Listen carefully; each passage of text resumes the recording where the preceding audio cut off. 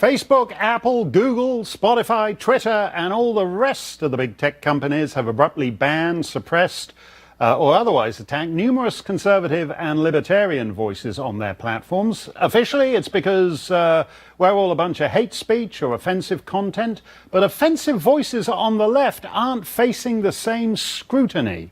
Veteran hate-monger Louis Farrakhan, for instance, has posted numerous videos on Facebook attacking Jews, and one describing the white male as a, quote, freak of a human. The news website, The Daily Caller, as well as this program, both contacted Facebook to ask how those videos don't qualify as hate speech. Thus far, Facebook has removed 2 videos, but the rest of the Farrakhan archive is allowed to stay up there. Jason Nichols is a professor of African American Studies at the University of Maryland, and he joins us tonight. Jason, what do you make of this double standard, that the right gets policed by Facebook and co. far more rigorously than the left? Well, the first thing I would argue is that Louis Farrakhan is not necessarily a member of the left.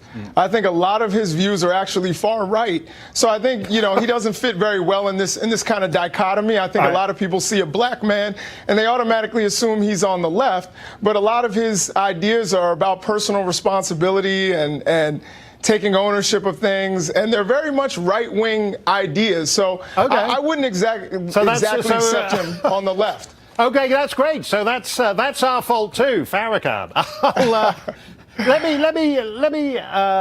Let me just cite one of his things here, though. He says that the United States government is working with Jews to feminize black men by weaponizing marijuana with chemicals. Now, that's the sort of thing, and I don't buy your, he's really a closet right-winger thing.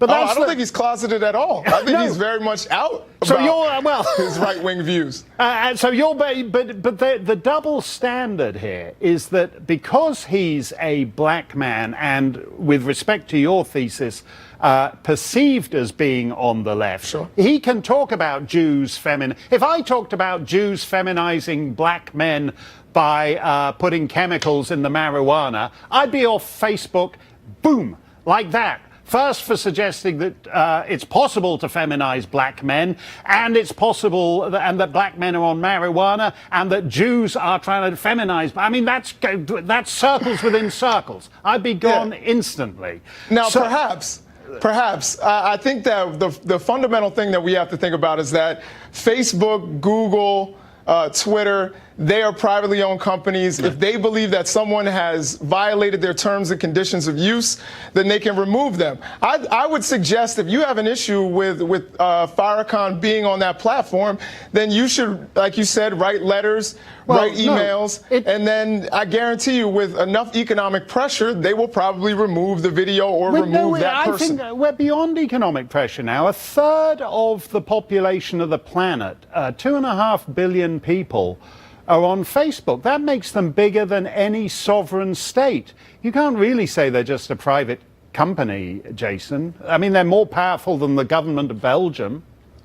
Yeah, but at the same time, I would certainly not make the argument that Facebook owes anyone their platform. We know who the guy at the top is. He has the right to set the terms and conditions of the use of Facebook. He felt that someone, like Alex Jones is someone who violated those terms. And I would actually argue that Alex Jones and his reach is much larger than that of Minister Farrakhan. So I think, and his influence. So I think that this is one of the things that we have to take into account is the reach and the influence of the person that we're talking about.